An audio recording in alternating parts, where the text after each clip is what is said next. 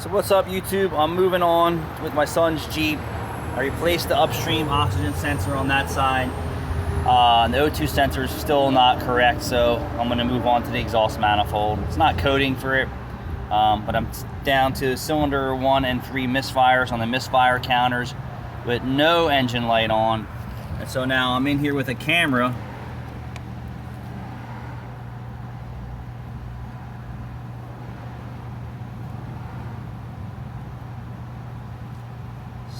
I'm not sure what's going on in this cylinder, but something's going on. I wonder if it's got a little seepy head gasket. And then I'm going to go into cylinder 3. And this is what I kind of expected to see. It's not brown and ashy, it's kind of dark. Interesting. So I'm gonna add a little head gasket sealer to this, clean up the pistons, and see if it changes anything to do a carbon service. And I'll do a after clean too, so you guys can see. Let's get back in the hole here.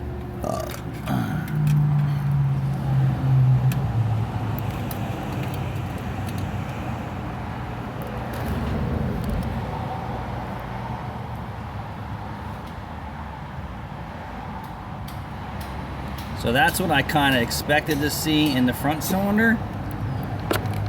Not this.